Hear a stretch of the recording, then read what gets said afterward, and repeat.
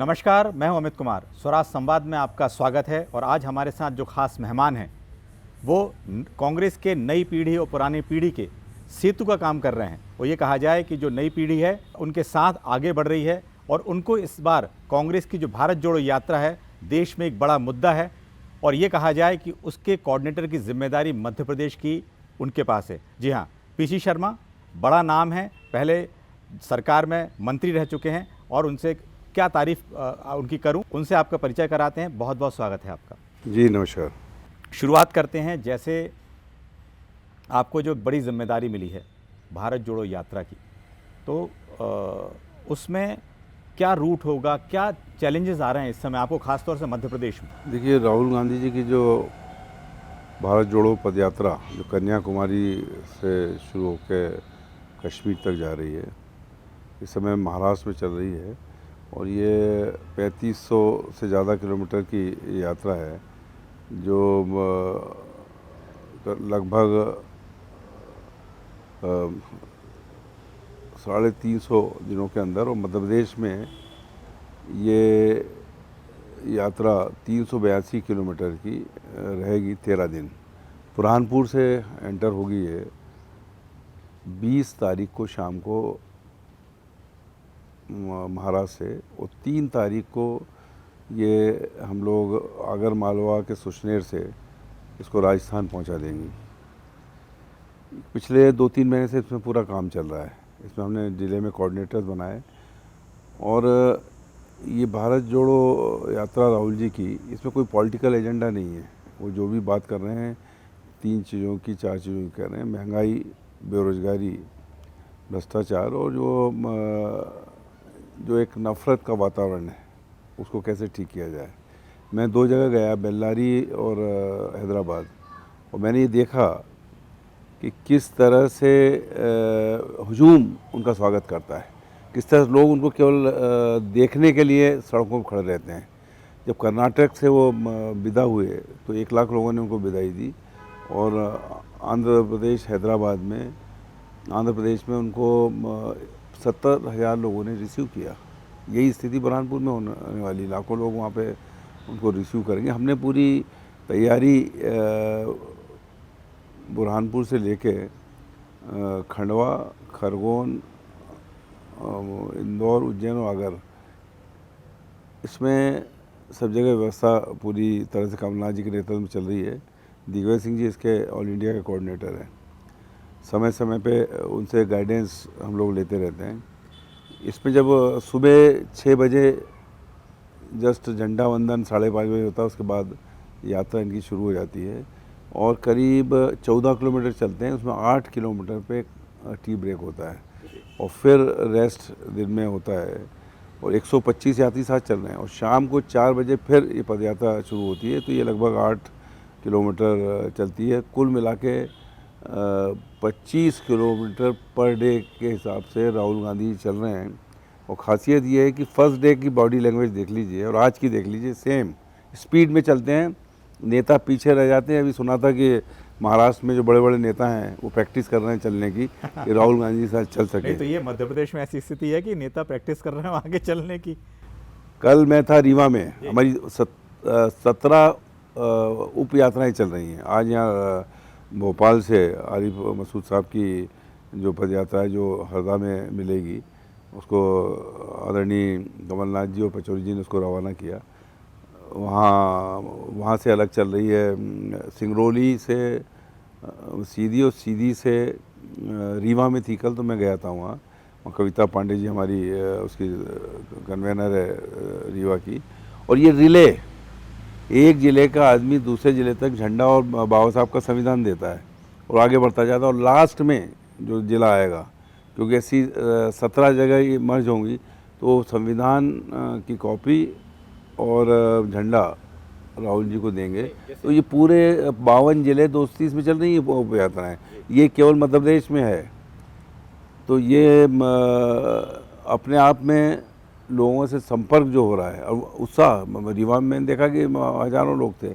यहाँ भी आज सुबह जब ज़्यादा शुरू हुई तो जैसे राहुल जी की यात्रा में, जैसे आपने जिक्र किया कि 2 बार आप गए हैं और वहाँ तरह तरह से कहीं वो नारियल पानी पी रहे हैं, कहीं वो पुशअप लगा रहे हैं, मतलब एक तरह तरह से वो उसको एंजॉय करते हुए आगे बढ़ रहे हैं, भीड़ जुड़ रही है। मध्य प्रदेश में कोई छाप ऐसी छोड़ेंगे कि मध्य प्रदेश में कुछ इस तरह की तैयारी या इस तरह से कुछ लोग मिलेंगे उनसे, कुछ ऐसा कुछ है? मध्य प्रदेश में बहुत सा एरिया जिसमें निकल रहे हैं वो आदिवासी क्षेत्र है, ट्राइबल्स। तो ट्राइबल्स के जो कहीं भी एक्टिविटी हो रही है तो वो उसमें बीच में चले जाते हैं, उनसे बातचीत करते हैं। मैंने ये देखा जब बेलारी में था कि एक युवा पूरी सिक्योरिटी तोड़ के कूद के उनको चुमा लिया और कूद के वापस चला गया। और कोई अनोखी चीज़ देखते हैं वो किसी अलग शेप में तो उसको बुला लेते हैं, कोई महिला मिलना चाहती है तो उसको बुला लेते हैं, बच्चे आते हैं तो उनको बुला लेते हैं। तो ये युवा, महिला, बच्चे, बुज़ुर्ग और कोई स्पेशल कोई दुकान है, कोई कुछ पिलाना चाह रहे हैं तो वहाँ जाके जैसे आप कहा कि नारियल पानी पी लेते हैं। तो इस तरह तो मध्य प्रदेश में जो ट्राइबल एरिया है, कुछ गणगौर जो मालवा का वो है, गणगौर, ये जो एक्टिविटी चलेगी तो निश्चित तौर वो उसमें अब उनकी कनेक्टिविटी होगी। और जैसे नर्मदा जी चलेंगे तो वहाँ बहुत से साधुओं ने कहा है कि हम साथ चलेंगे सनावत से, और जब पुल पे आएंगे तो वहीं से बोले पूजन करवाएंगे और दर्शन करवाएंगे नर्मदा जी का। महाकाल जाएंगे तो वहाँ हम जनसभा है और उस जनसभा में वहाँ उसके पहले महाकाल जी के दर्शन करेंगे। तो इस तरह का कहीं पे भी कोई दिखेगा मामला तो वो निश्चित तौर पर, जैसे अभी नांदेड़ में गुरुद्वारा में गए तो कोई भी स्थिति ऐसी बनती है तो लोग रिक्वेस्ट करते हैं तो वहाँ बहुत ही इजीली चले जाते हैं और बहुत ही बगैर किसी टेंशन और तनाव के।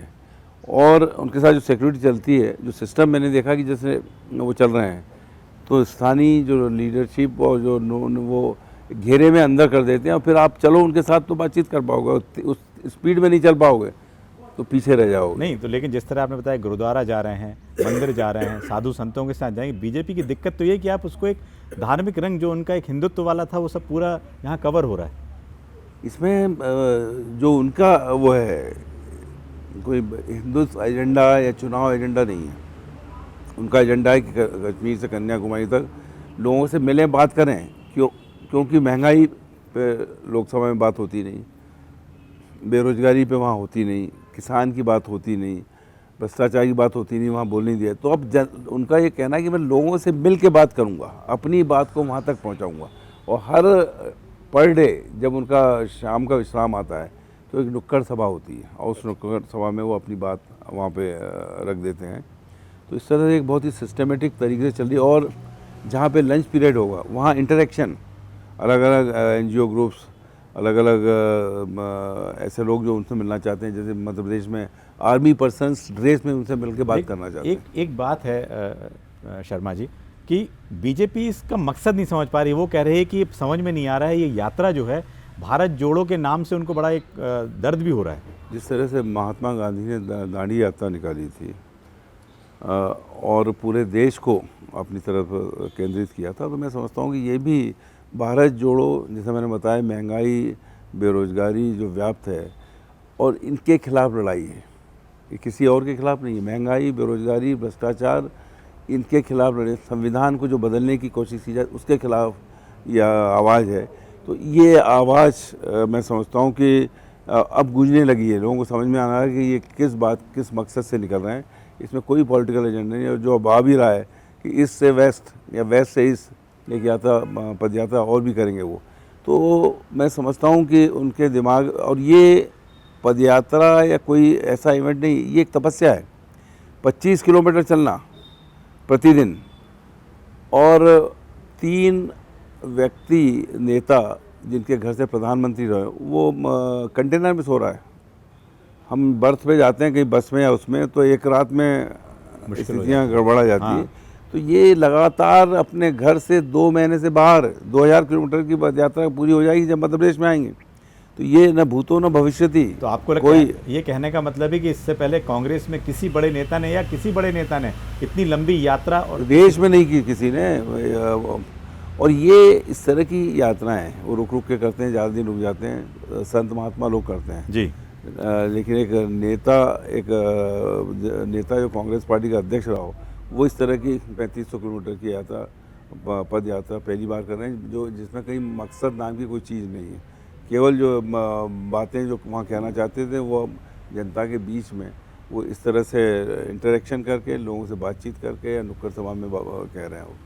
जी, लेकिन एक बात देखने में आ रही है कि जिस तरह से मध्य प्रदेश में उनका डाइवर्सिफाई तरीके से यात्रा है, साधुओं से, जैसे आपने कहा मंदिर जाएंगे, एक चुनावी यात्रा जैसी लग रही है, क्योंकि खासतौर से बीजेपी कह रही है कि भाई ये तो सीधी सीधी चुनावी यात्रा जैसी है उनकी, खासतौर से मध्य प्रदेश के संदर्भ में देखी जाए तो। अब वहाँ महाराष्ट्र में वहाँ गुरुद्वारे में गए, नांदेड़, भाई विश्व प्रसिद्ध जगह है, जैसे नांदेड़ विश्व प्रसिद्ध महाकाल का मंदिर है, जिसमें कमलनाथ जी की सरकार ने वो जो कॉरिडोर का इवेंट मैनेजमेंट किया गया, वो मैं धर्मस्थ मंत्री था, हम लोगों ने जाके पूरी योजना बनाई। जयवर्धन सिंह सज्जन वर्मा उसके मंत्री थे, तो साधु संतों को यहाँ बुलाया मंत्रालय में, और तब वो बनी। तो आखिर ये सब चीज़ें जो हुई है, और विश्व प्रसिद्ध है महाकाल जी का, वो वहाँ तो कहा ही जाता है कि जब बुलावा आता है तब कोई जाता है, तो इसका मतलब उनको बुलावा है वहाँ का, इसलिए वहाँ जाएंगे।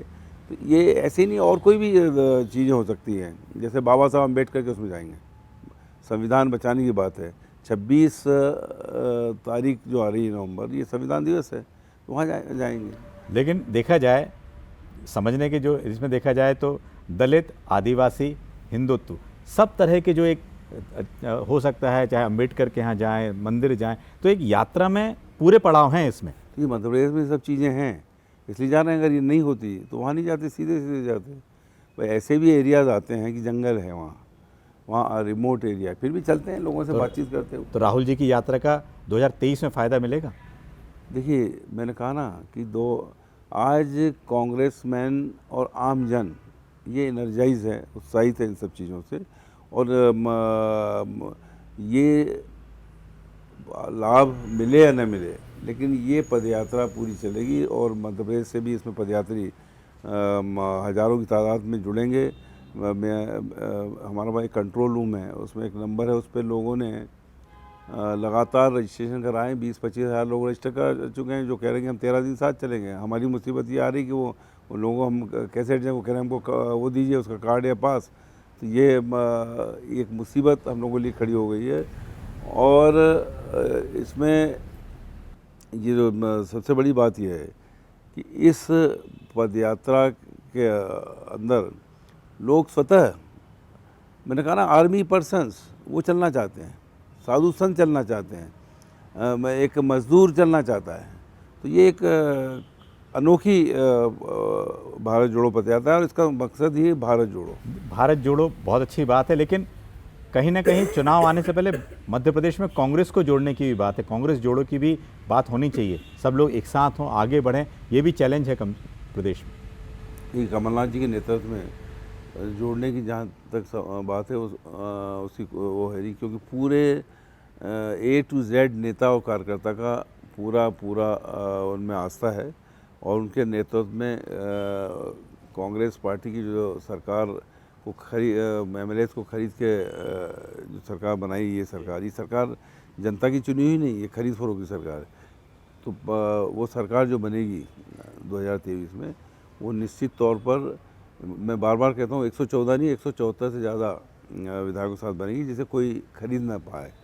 और वो जो 15 महीने में जो बात की, चाहे वो बिजली का मामला हो, वृद्धा पेंशन का मामला हो, बच्चियों की शादी का मामला हो, किसानों की ऋण माफी का मामला, ये सब चीज़ें जो बच गई हैं, इन सब को पूरा किया जाएगा।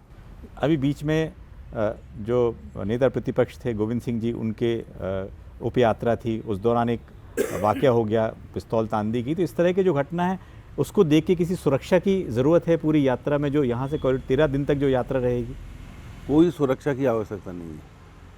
ये पदयात्रा राहुल गांधी जी की जनता के लिए है कि महंगाई कम हो, रोजगार मिले, संविधान बचे, नफरत ख़त्म हो। जब इतने बड़े उद्देश्य के लिए ले रहे हैं, तो ये छुटपुट जो बातें हैं, इनसे कहाँ डरेंगे? जब अंग्रेज़ों से नहीं डरे, महात्मा गांधी के नेतृत्व में लोगों ने लाठियाँ खाई, जेल गए, गोलियाँ खाई, तो अब इस समय ये DNA तो वही है कांग्रेस का। तो उस DNA के साथ निडर होकर, और जब इतने हमले हो रहे हैं महंगाई बेरोजगारी के, उससे निपटने की बात हो रही, तो ये छोटे मोटे हमले नज़रअंदाज कर देंगे हम। लोग ये जानना चाहते हैं, जो पीसी शर्मा हैं युवाओं के साथ भी खड़े नज़र आते हैं, आपने अपना राजनीति का सफ़र कैसे रहा, कैसे आपको आया कि राजनीति में आप आए, या आपके गुरु राजनीति में कैसे आपको मिले? कि मैंने मैनिट MSCT से अपना ग्रेजुएशन किया था। उसके बाद कुछ इंडस्ट्री और कुछ व्यवसाय किया, और 83 में अर्जुन सिंह जी 80 में मुख्यमंत्री बने थे। ये जब नगर निगम का पहला चुनाव हुआ, मुझे भी ये वार्ड 35, यहाँ हम बैठे हैं, ये वार्ड 35 था उस समय, अब सब बदल गए हैं। मुझे टिकट दे दिया, चुन के मैं पार्षद बन गया। वहाँ से जो शुरू हुई यात्रा तो लगातार चलती रही है। उसके बाद 90 में बीजेपी की सरकार आ गई तो संघर्ष करते रहे, और 94 में दिग्विजय सिंह जी जब मुख्यमंत्री बने थे 93 में, तो उन्होंने BDA का अध्यक्ष बना दिया।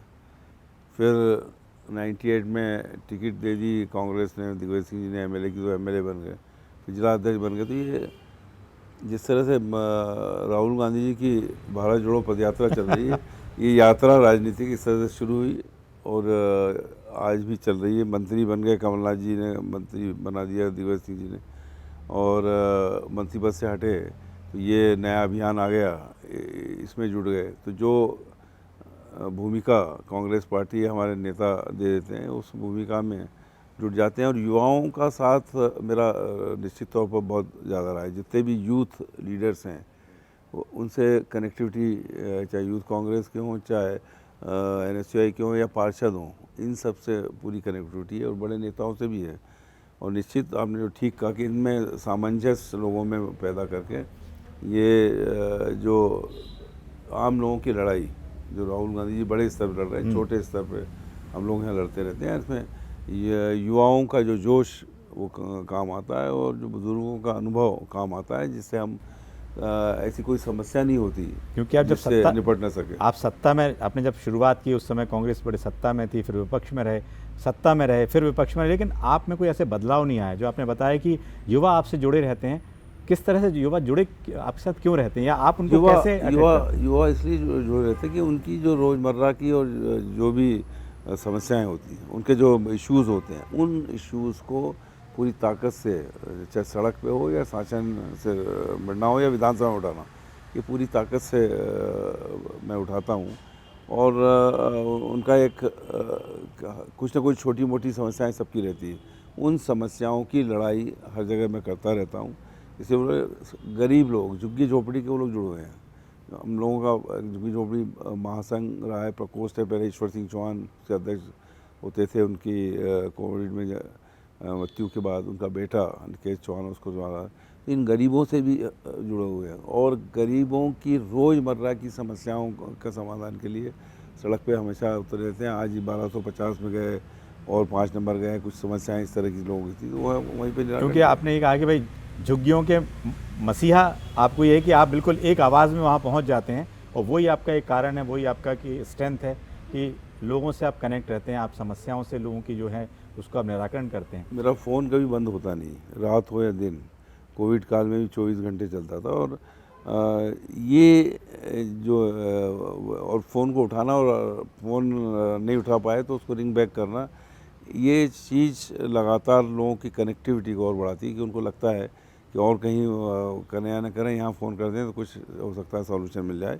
तो ये एक स्ट्रेंथ रही है कि जो बात करना चाहता है, और कोई यहीं, क्योंकि मंत्री रह चुका हूँ, केवल भोपाल के नहीं, होशंगाबाद और हरदा का भी मैं प्रभारी मंत्री, तो वहाँ के पूरे मध्य प्रदेश के लोगों के फ़ोन आते हैं। कोशिश करता हूँ कि इस लेवल पे उसको किस तरह से सुलझाया जा सकता है। ये कहा जाए कि मध्य प्रदेश में एक आप ब्राह्मण नेता भी हैं, कांग्रेस के बड़े नेता हैं, ब्राह्मण नेता है, तो मध्य प्रदेश में उपेक्षा नहीं है? लगता है कि ब्राह्मणों की ज़्यादा उपेक्षा हो रही है, यदि बड़े पदों पर दूसरे वर्ग के नेताओं तक आसानी से पहुंच जाते हैं। ये मैं समझता हूँ कि ब्राह्मण हो या OBC हो या किसी वर्ग के भी हो, आप अगर आपकी अप्रोच सही है और आप जो अपने लक्ष्य के लिए लगातार अगर काम करते रहेंगे, तो ये एक कुदरत का नियम है कि, और बल्कि साइंस का भी नियम है कि वर्क डन, कोई भी वर्क डन उसका रिजल्ट आता है। जब कोई उसका फिजिक्स का नियम है कि कोई चीज़ चले पे वो लगेगा, दबाव या प्रेशर लगेगा तो कहीं ना कहीं पहुंचेगी, एक्शन होगा तो उसका कहीं ना कहीं रिजल्ट आएगा।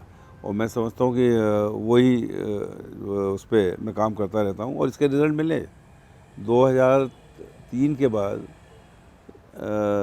विधानसभा की टिकट 2018 में मिली, 15 साल का गैप था, लेकिन उस गैप में कहीं ये नहीं होने दिया कि हम घर बैठ जाएं।